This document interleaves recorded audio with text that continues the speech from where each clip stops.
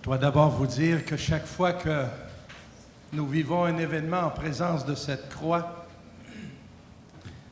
qui nous rappelle notre JMJ à Toronto et qui depuis circule dans notre diocèse et dans nos grands événements, ça m'émeut toujours. Elle était là le 25 mars, il y a 2 ans, au Petit Colisée de Québec, lorsque j'acceptais de prendre la responsabilité du diocèse de Québec. C'est des jeunes qui la portaient, qui ouvraient la procession. Elle était là l'an passé, le 25 février, lorsque nos 2 évêques auxiliaires, Gaétan et Denis, étaient ordonnés à Sainte-Anne-de-Beaupré. C'est elle qui ouvrait la procession. Elle est là aujourd'hui, alors que nous ouvrons un nouveau chapitre de notre histoire, pas seulement à cause de notre nouveau pape, bien sûr, c'est déjà un nouveau chapitre, mais aussi nous entrons dans la Semaine Sainte. La Semaine Sainte qui est vieille de 2000 ans, mais qui est neuve d'aujourd'hui. Parce que nous entrons dans ce chemin qui nous conduira à la mort et à la résurrection du Seigneur. Avant d'entrer dans le sujet qu'on m'a demandé, je ne peux pas faire autrement. Je ne peux pas m'empêcher de vous dire quelques mots de mon séjour à Rome et pour accompagner et accueillir le nouveau pape François. J'ai longuement hésité avant de décider d'aller. En fait, j'ai décidé le lundi soir, la veille du début du conclave. Et mardi, on a cherché pour le billet d'avion. Et je suis parti, le pape a été élu le mercredi après-midi, à notre heure ici. Jeudi matin, j'étais sur l'avion départ pour Rome, où j'ai passé une semaine. Ça faisait curieux un peu parce que, habituellement, quand je vais à Rome, c'est pour des réunions, des congrès, des conférences, des rendez-vous. Et là, il n'y avait rien de ça. Il n'y avait que l'enthousiasme et la joie d'être présent avec l'Église universelle et d'accueillir ce nouveau pasteur que le Seigneur nous donne. Et je ne regrette vraiment pas d'être allé. D'abord, de voir l'ambiance partout à Rome. Je vous dirais sans mentir et sans me tromper que dans les dizaines et les centaines de milliers de personnes qu'il y avait pour ces événements que j'ai vus, au moins 80% sont des jeunes de votre âge, dans la vingtaine et la trentaine. Minimum 80-85%. Vous avez peut-être vu dans des reportages, hein? Beaucoup de jeunesse, de partout, qui étaient là et qui étaient dynamiques et heureuses d'accueillir le pape François. Ça m'a beaucoup, beaucoup réjoui. Ici, souvent, les médias n'arrêtent pas de nous dire que nos églises sont vides, qu'on célèbre nos funérailles presque à tous les jours, que c'est la fin et qu'on est une génération en bout de route et que ce n'est pas du tout vrai. L'Église est vivante et il y a une jeunesse qui est prête à se lever et qui est en train de se lever, qui va faire toute une différence dans l'Église et dans le monde, j'en suis sûr. J'étais dimanche dernier pour la première récitation de l'Angelus que le pape a fait depuis sa fenêtre en haut de son bureau. On dit qu'il y avait 600 000 personnes. Bon, j'exagère peut-être un peu, mais en tout cas, il y avait du monde. Moi, je n'ai même pas pu me rendre. J'étais avec quelques autres évêques, dont l'archevêque de Montréal, Monseigneur Smith, le président de la Conférence des évêques du Canada, archevêque d'Edmonton.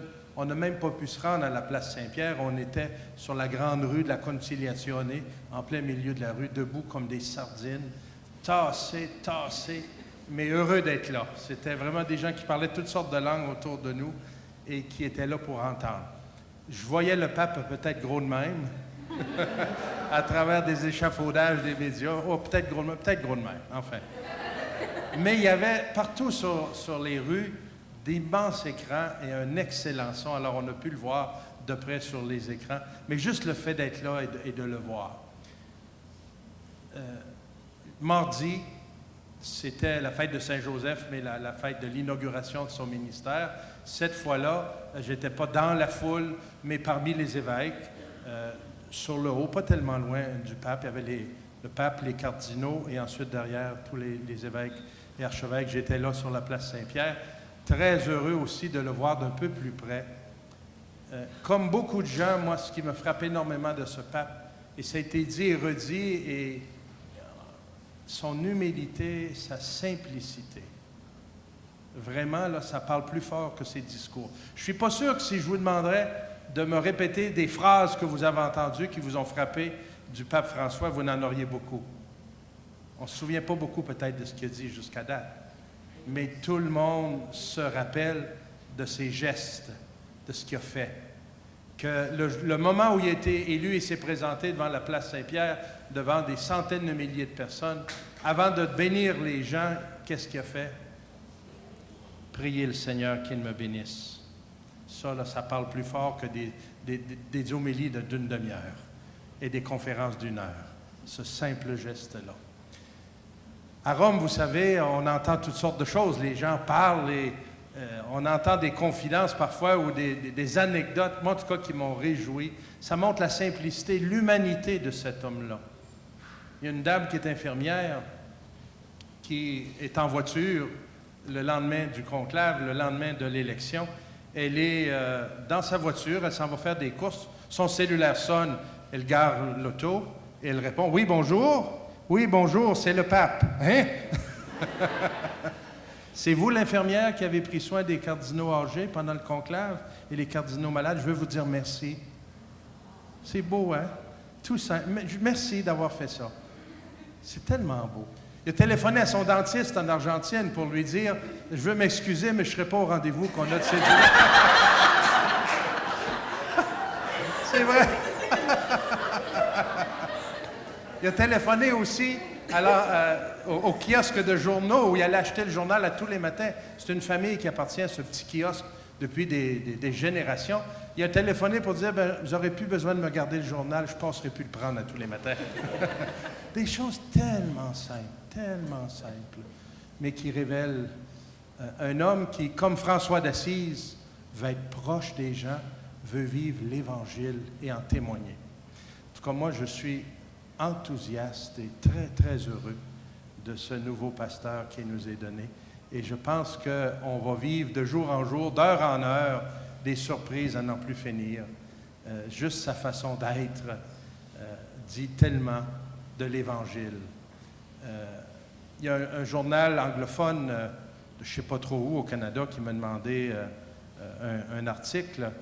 Et je n'ai pas pu faire autrement que d'écrire « Vous ne trouvez pas qu'il ressemble beaucoup à Jésus? Vous ne trouvez pas qu'il ressemble beaucoup à Jésus dans ses attitudes? » Partout et toujours, il y a une attention très spéciale pour les plus pauvres, les plus petits, pour les gens simples. Lui, il ne voit pas juste les grands, il voit les petits. Il voit les gens qui ne sont pas reconnus par la société. Il voit les gens qui, aux yeux du monde, n'ont pas beaucoup de valeur, mais qui, aux yeux de Dieu, comme Jésus, ont beaucoup de valeur et les signalent. Vendredi matin, à sa messe, il a invité tous les jardiniers et les gens qui ramassent les poubelles sur la place Saint-Pierre et dans les jardins du Vatican. Il a invité tous ces gens-là à sa messe vendredi matin à 7 heures. C'est beau, ça dit quelque chose. Vous êtes important, vous avez de la valeur. Jésus était beaucoup comme ça. Il parle beaucoup aussi comment il faut défendre les plus pauvres, les petits. Jésus faisait ça. Enfin, je vous ai ramené, je pense qu'on va vous distribuer ça maintenant, pour chacun d'entre vous, une photo du pape. Une photo de notre nouveau pape.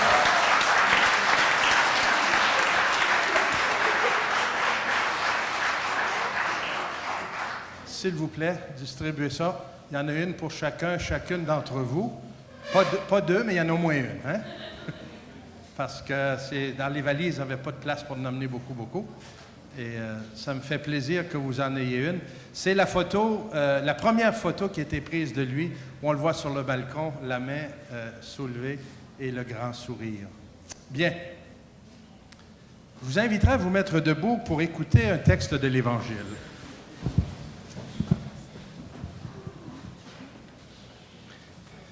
Bien sûr, l'Évangile que nous allons accueillir est celui qui nous est proposé pour notre journée.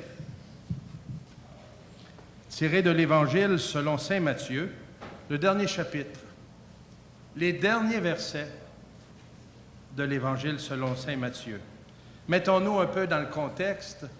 Jésus se prépare à retourner auprès de son Père, c'est l'ascension. Ils viennent de vivre la passion, la mort, la résurrection, des rencontres avec Jésus ressuscité, Et là, Jésus retourne auprès de son Père. Et avant de partir, il leur dit ceci. Allez, allez donc de toutes les nations, faites des disciples, les baptisant au nom du Père et du Fils et du Saint-Esprit, leur apprenant à garder tout ce que je vous ai prescrit. Et moi, je suis avec vous tous les jours jusqu'à la fin des temps. Acclamons la parole de Dieu. Louange à toi, Seigneur Jésus. Et vous asseoir.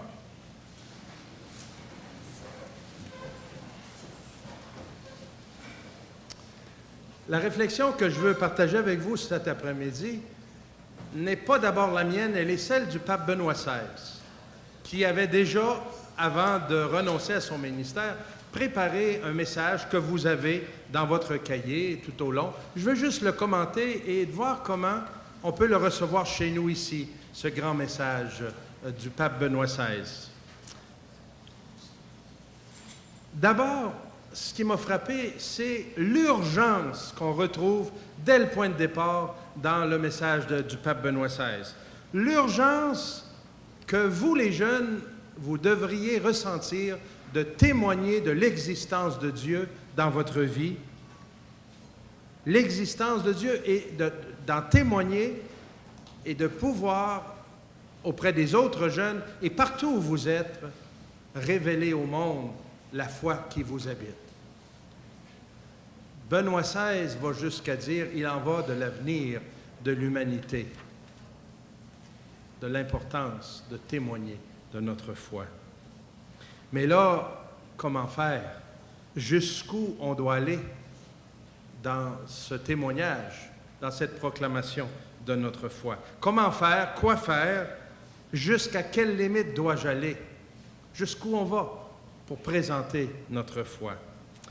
Et là, le pape dit la première chose, avant de commencer à faire ses valises et à partir aux confins du monde ou aller dans nos milieux scolaires, aller dans nos milieux de travail, aller dans nos familles, la première chose qu'il faut faire, le point de départ, c'est la rencontre personnelle avec le Christ. C'est ça la base de toute expérience missionnaire, la rencontre.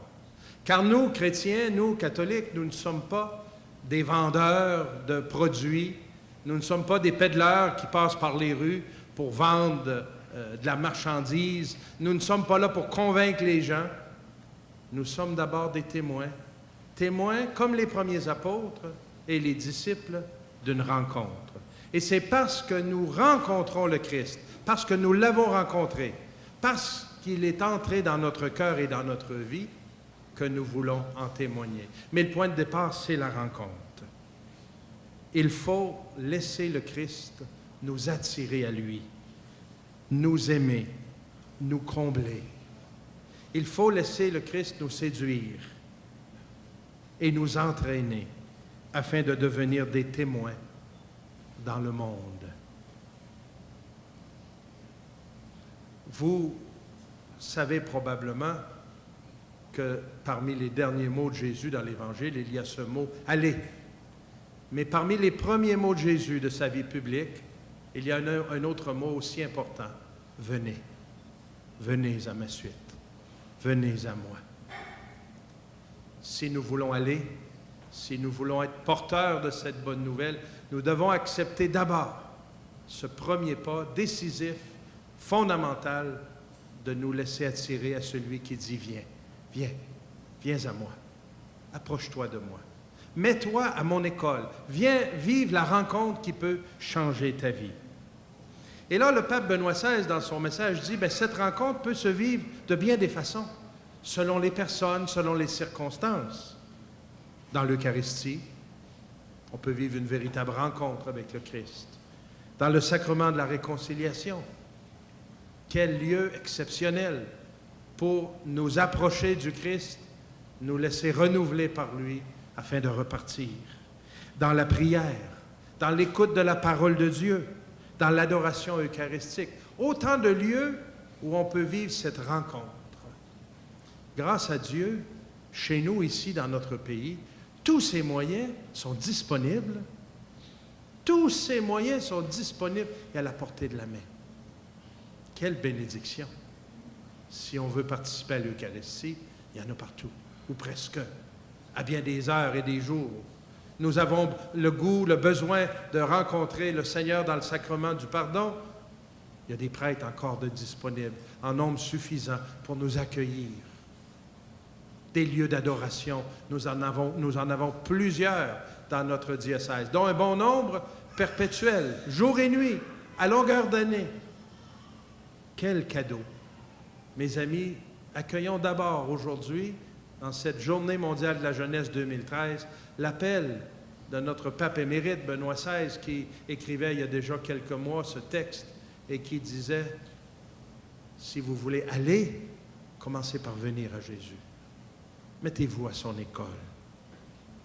Je le cite, « Laissez-vous entraîner par l'amour du Christ. Devenez les instruments de cet amour immense, afin qu'il puisse rejoindre tous les hommes, en particulier ceux qui sont éloignés. Courage, n'ayez pas peur.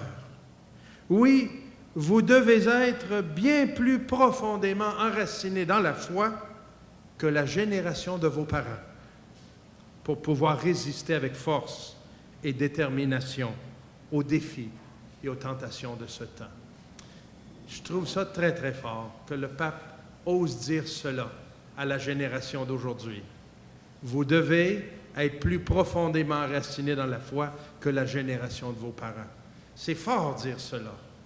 Et de fait, je le disais tout à l'heure à une journaliste de TVA qui était là et qui me posait la question « qu'est-ce qu'on allait faire aujourd'hui et est-ce que vraiment il y a de l'enthousiasme chez les jeunes pour la foi? » J'ai dit oui, cette génération n'a peut-être pas connu les blessures que leurs parents et grands-parents ont connues, leurs déceptions dans l'Église.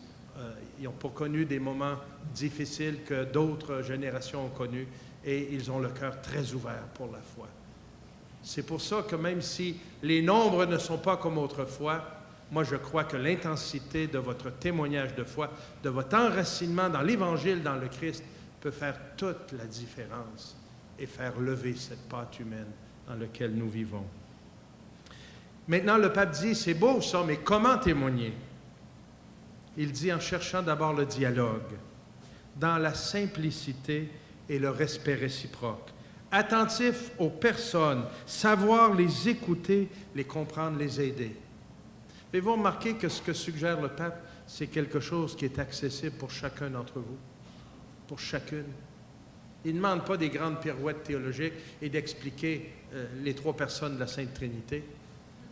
Il commence par dire, soyez proches des gens, respectueux, dans la simplicité.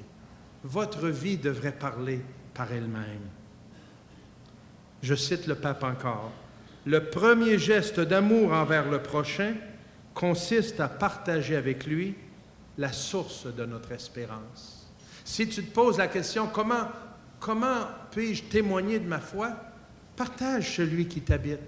Qui est Jésus pour toi? Qu'est-ce que la foi fait dans ta vie? Qu'est-ce que ça change que d'être un chrétien, un catholique engagé? Qu'est-ce que ça fait dans ta vie que de participer à l'Eucharistie, que de célébrer le pardon, que de fréquenter la parole de Dieu, que d'être en communauté avec d'autres jeunes? Qu'est-ce que ça change? Commence par parler de cela. C'est pas menaçant, ça. Parce que tu ne viens pas dire à l'autre quoi faire. Tu ne viens pas dire à l'autre de pas quoi faire. Tu viens partager ton expérience. Moi, je vous dis, chers jeunes, je pense que c'est un des plus puissants moyens devant nous, ici, actuellement, au Québec. Et ils vous écouteront. Et ils seront touchés par votre témoignage. Si vous vivez votre foi et si vous osez affirmer celui en qui vous croyez.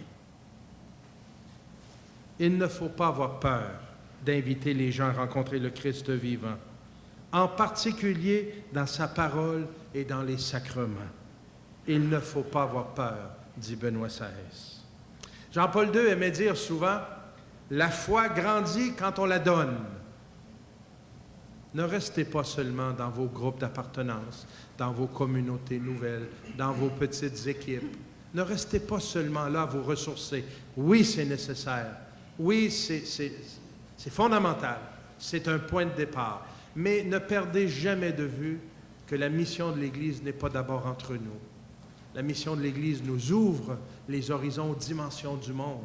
La mission de notre Église est d'aller à la rencontre de nos frères et sœurs. Et votre foi va grandir si vous la partagez, si vous osez témoigner de ce qui vous habite, de ce que vous vivez. Bien sûr, vous n'avez pas les réponses à toutes les questions, moi non plus. Bien sûr, vous ne vivez pas à 100% l'Évangile, moi non plus. Mais vous désirez et vous êtes déjà en communion, vous êtes déjà en relation avec le Seigneur et il est en train, petit à petit, de vous transformer, de vous restaurer, de faire de vous des êtres encore plus lumineux. Allez avec ça et partagez votre foi. L'annonce de l'Évangile n'est autre que la conséquence de la joie d'avoir rencontré le Christ. C'est tout à fait normal si vous avez rencontré Jésus, s'il change votre vie, s'il vous a donné une nouvelle espérance, une nouvelle direction, un nouvel sens dans votre vie, c'est juste normal que vous ayez le goût de partager ça avec d'autres qui sont en recherche. Et le pape ajoute aussi dans son message, et ça aussi je veux insister sur ce point-là, parce qu'il m'apparaît fondamental dans le moment historique que nous vivons ici dans le diocèse de Québec. Benoît XVI dit « Notre mission doit être fécondée par la communion que nous vivons les uns les autres dans nos communautés. » Il y a actuellement un besoin criant dans notre diocèse de Québec de renouveau, de revitalisation, de conversion dans nos communautés locales, dans nos paroisses, dans nos petites communautés. C'est criant. Et vous pouvez faire la différence. Si vous acceptez d'y participer, pas une fois par année, pas une fois de temps en temps lors de grandes fêtes ou lorsqu'il y a une activité spéciale pour les jeunes, si vous trouvez le moyen de vous insérer dans la vie communautaire et d'aider les frères et sœurs qui sont là à cause de votre foi, à cause de votre joie, de votre dynamisme et aussi à cause de votre jeunesse qui est capable de relever des défis que d'autres n'ont plus la force de relever. Moi, je vous invite, chers jeunes, à penser à votre paroisse, à votre communauté chrétienne. Ne démissionnez pas. Même si votre paroisse n'est peut-être pas encore la plus vivante, la plus dynamique, rendez-la vivante. Trouvez le moyen de vous engager et de faire la différence dans votre communauté. Il en va de l'avenir de notre Église du Québec et notre Église du diocèse de Québec. Actuellement, vous le voyez peut-être, vous l'avez entendu parler, nous sommes en train de faire de grands réaménagements pastoraux. Réaménager les communautés pour pas qu'elles soient seules. Des petites communautés, des 200 paroisses que nous avons dans le diocèse, il y en a des très petites, comme la mienne par exemple, où je suis né, 101 personnes. C'est pas gros ça. Ça fait pas une grande foule. D'autres qui ont 400, 300 personnes, 1000 personnes, 2000, 3000 personnes. Et d'autres en ville où c'est beaucoup plus nombreux. Mais beaucoup de communautés avec peu de participation, beaucoup de gens découragés qui ne voient plus d'avenir et qui ne pensent qu'à fermer ou s'agripper après des édifices. Non, il faut s'agripper après le Christ, avec l'Évangile. Et lui va nous renouveler, lui va nous remettre debout. Oui, notre mission doit être fécondée par la communion que nous vivons les uns les autres dans nos communautés. Repartez donc avec cette question-là, chers jeunes. Comment, dans votre milieu de vie, vous pouvez faire la différence et apporter le souffle de votre jeunesse à des gens qui ont la foi, qui l'ont eu toute leur vie, mais qui peut-être sont essoufflés aujourd'hui et ont besoin de votre dynamisme pour poursuivre la route. Le pape aussi, vers la fin de sa lettre, et je termine presque avec ça, dit « Il faut aussi que vous soyez très attentifs, chers jeunes. Le Seigneur en appelle parmi vous au don total pour devenir prêtre, pour la vie consacrée, pour la vie missionnaire. Soyez attentifs à son appel. Il a besoin de vous beaucoup plus que pour une étape de votre jeunesse. Il vous veut, avec lui, toute une vie consacrée à servir l'Évangile et le peuple de Dieu. Soyez attentifs à cet appel qui peut résonner dans votre cœur. L'Église, dit Benoît XVI, fait confiance aux jeunes et les remercie profondément pour la joie et le dynamisme qu'ils apportent à l'Église notre Mère. En bref, je dirais le message cette année de Benoît XVI, allez de toutes les nations, faites des disciples, pourrait se résumer ici. Commencez par vous laisser attirer par Jésus, vous laisser aimer par lui, entraîner par lui, enraciné dans la foi par lui, en faisant sa rencontre. Pas une fois lors d'un grand événement, mais tous les jours, rencontrez-le dans la prière, dans la parole. Chaque dimanche, rencontrez-le dans l'Eucharistie. Souvent, rencontrez-le dans le sacrement du pardon, dans l'adoration. Et de cette rencontre, jaillira le goût d'annoncer l'Évangile, de vous lever pour témoigner et aller faire des disciples de toutes les nations. Amen.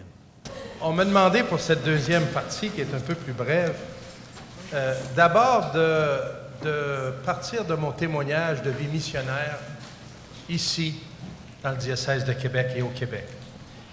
Comme vous savez, j'ai eu le bonheur, le privilège d'être missionnaire en Amérique latine, en Colombie, pendant 9 ans. Et maintenant, je suis missionnaire ici. On m'a fourni quelques questions, je vais essayer d'y répondre très simplement. C'est toujours plus difficile de parler de soi que de parler des autres. D'abord, ma rencontre avec le Christ. Vous avez peut-être déjà entendu certains éléments de mon témoignage. J'ai déjà eu plusieurs occasions de partager, mais ça me fait toujours plaisir parce que ça me ramène à mes racines. Lorsque j'avais 10 ans, mes parents ont vécu l'expérience de la rencontre avec le Christ. Même s'ils étaient déjà des catholiques pratiquants et on allait à la messe à tous les dimanches. Moi, je suis l'aîné d'une famille de 7 enfants et on vivait une foi catholique ordinaire.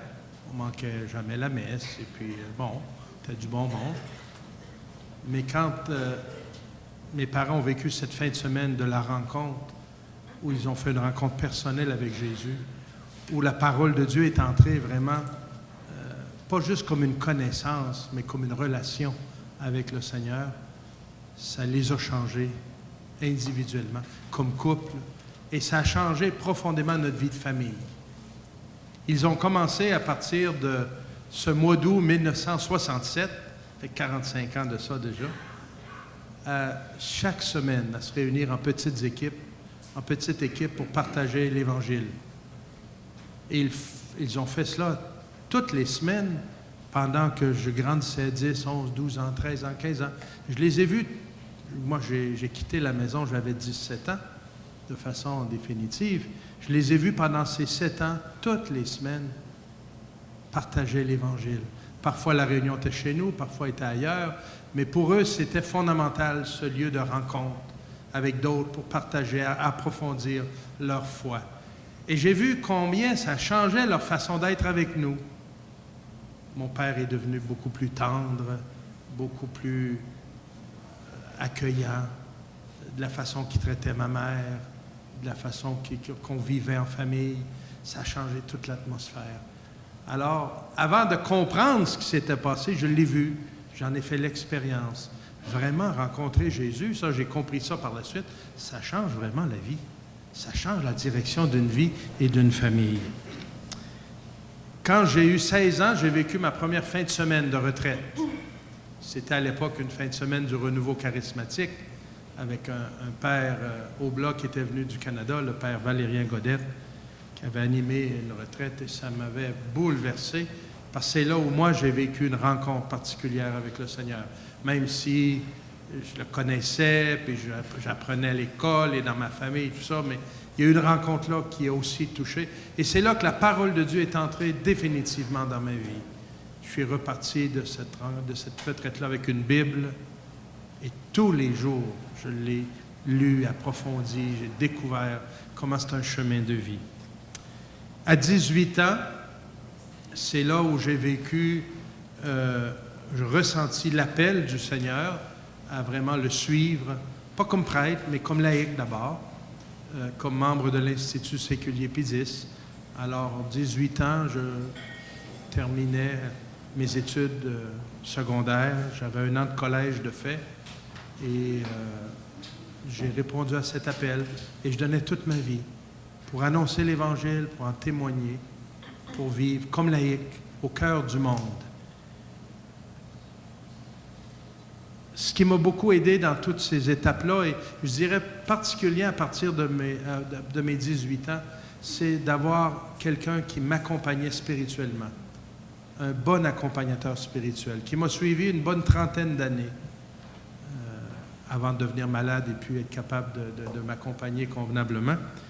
Mais ça, là, en plus de ma vie de foi, de ma vie de prière, des sacrements, quelqu'un qui me connaît, que je connaissais, à qui je pouvais parler de mes réussites, de mes échecs, de mes questionnements, des difficultés que je vivais et qui pouvait m'orienter, me guider. Ça, je vous inviterais aussi à être attentif à ça. Qu'il y ait quelqu'un de sûr, quelqu'un qui a une foi solide, qui est bien enraciné dans l'Église. Moi, en tout cas, ça a été un bien précieux. À 31 ans, j'ai été ordonné prêtre et à 51 ans, évêque. Et je peux dire que si je peux continuer à vivre la mission que le Seigneur me confie, qui est bien loin de celle que j'avais pensée au point de départ, c'est que la rencontre avec Jésus n'est pas quelque chose du passé, mais qu'elle se vit au jour le jour. Aujourd'hui, on me posait cette question aussi. Comment je vis cela dans ma vie personnelle, la rencontre avec le Seigneur?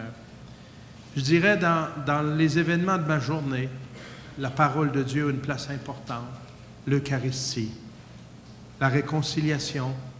Moi, j'ai pris comme décision, choix dans ma vie, de célébrer le sacrement de la réconciliation, la confession, 1 fois par mois, minimum. Alors, j'ai un confesseur, toujours le même, qui me connaît. Alors, il n'est jamais surpris de m'entendre dire mes affaires. Et une fois, je lui ai dit, vous devez être tanné d'entendre toujours les mêmes péchés. Non, il dit le contraire. Si tu en avais des nouveaux, là, ça me surprendrait.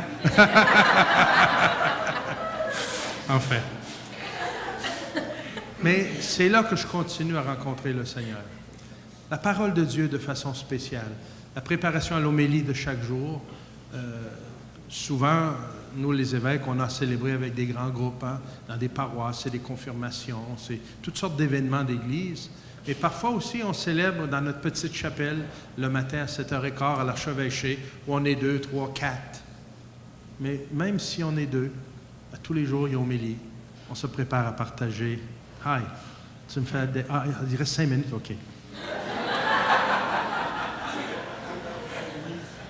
Ça, pour moi, c'est très important. Pas juste préparer l'homélie pour les autres, mais me laisser toucher par la parole, me laisser questionner. Comment j'entretiens ma relation avec le Seigneur? Il y a les moments spéciaux de la journée, comme sont la parole de Dieu, la prière des psaumes, le bréviaire, l'office divin, la messe, c'est un incontournable. Mais il y a aussi tout au long de la journée, j'imagine comme les amoureux doivent le faire, il se trouve toujours des moyens de communiquer et de s'envoyer des textos. Ben, moi, je ne texte pas au Seigneur quand même. Lui non plus d'ailleurs.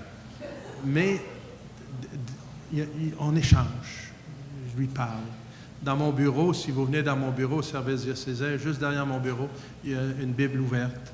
Entre rendez-vous, entre réunions, souvent je vais aller ouvrir et lire quelques versets, m'en nourrir, demander au Seigneur de m'inspirer pour ce que je dois faire. C'est une relation qui s'entretient, qui a des grands moments, bien sûr, mais qui, au cours de la journée, continue de se nourrir. Comment je nourris ma relation avec le Seigneur? en aimant les personnes autour de moi ou les personnes que je rencontre et en essayant du mieux que je peux d'être un serviteur. À tous les jours. Il y a les services qui sont prévus, il y a les choses que je sais qui vont arriver dans la journée, et il y a une foule d'imprévus et d'urgences et de choses qui sont tellement pas attendues, mais où on doit être aussi des serviteurs. Moi, je demande au Seigneur de m'aider à être attentif à tous ces moments-là. On m'a aussi posé comme question, le Saint-Père dit, « Soyez sans crainte. » Comment tu vis cela, Gérald? Comment tu fais pour ne pas avoir peur aujourd'hui devant la responsabilité qui est la tienne, devant les défis titanesques de l'Église, devant toutes ces tempêtes qui circulent et ces coups de tonnerre? Je vous dirais que moi, ce qui me soutient, c'est la confiance dans le Seigneur. Il est, lui, le Dieu fidèle. Confiance en son esprit qui soutient l'Église. Et j'ai compris il y a déjà plusieurs années que le sauveur du monde, c'est pas moi, c'est un autre. Moi, je travaille pour lui. Je travaille avec lui. Mais c'est lui qui sauve. C'est lui qui touche les cœurs. C'est pas ma parole, c'est la sienne. Moi, je suis à son service. Et ça, comprendre cela, ça enlève une grande responsabilité. Ça enlève une grande peur. Je vis dans la confiance parce que c'est Dieu qui nous soutient, c'est Dieu qui nous aide à avancer, c'est Dieu qui nous donne ce dont on a besoin au jour le jour. Au jour le jour. La grâce et les forces pour demain, je ne les ai pas encore. J'ai ce qu'il faut pour aujourd'hui. Une fois, il y a quelqu'un qui m'a posé une question en privé. Ils m'ont dit, écoutez, là, vous allez me répondre là, honnêtement. Là. Comment vous faites, vous autres, les prêtres, pour vivre à tous les jours ce ministère-là, sans flancher, sans vous décourager? Comment vous faites pour être fidèle à cet appel, à cette vocation-là? Vous levez tous les matins et servir et accueillir. Comment vous faites? Ça n'a pas de bon sens, c'est pas humain. J'ai dit, écoute, on va te révéler un secret, mais il ne faudrait pas que tu dises ça à personne. Pour nous, les gens consacrés, là, ou les gens ordonnés, tu le diras à personne, hein? Je te dis ça à toi, là. Il y a une pilule qui existe. Il dit, je le savais qu'il y avait de quoi. Vous n'étiez pas capable de vivre ça. J'ai dit oui. Elle est ronde, blanche, à peu près grosse comme ça. Et je la prends tous les matins. Là, il était confus. J'ai dit, c'est l'Eucharistie, moi, mon secret. Il n'y en a pas d'autre. L'Eucharistie, c'est se nourrir de celui qui donne la vie et la soutient à tous les jours. Et finalement, on me pose cette question, quel est le secret pour être un bon missionnaire? Benoît XVI nous l'a dit tout à l'heure, nous laisser attirer par Jésus et de vivre constamment avec lui. Aussi, je dirais, de ne jamais être seul. Un missionnaire, ça travaille en équipe. On n'est pas des agents autonomes, on travaille en équipe, en famille, en église, en communauté. C'est notre marque de commerce. Allez 2 par 2, je vous envoie, dit Jésus, mais il nous envoie aussi en communauté. Ça, c'est un secret. C'est pas moi qu'il faut qu'il réussisse, c'est nous, comme Église, qui devons réussir à vivre la mission. Prier, c'est un autre grand secret, entretenir notre relation avec le Seigneur. Bien sûr, il y a des moments où on est plus fervent, d'autres moins. Il y a toutes sortes d'étapes dans la vie, comme dans la vie des amoureux, mais toujours revenir à l'essentiel. Et je dirais qu'un autre grand secret pour être un bon missionnaire, aimer beaucoup les gens, tels qu'ils sont. Aimer le monde, comme Dieu aime le monde. Dieu a tant aimé le monde qu'il a envoyé son Fils. Et il nous envoie pour que nous l'aimions, ce monde. Et après, il va changer. En se sentant aimé, il pourra se sentir aimable aussi. Il pourra commencer à se relever. Et finalement, je dirais, pour être un bon missionnaire, il faut continuer de nous former, d'étudier, d'approfondir notre relation avec le Seigneur et le dépôt de notre foi pour être des témoins non seulement lumineux, mais des témoins qui sont capables aussi de rendre compte de l'espérance et de la foi qui les habite.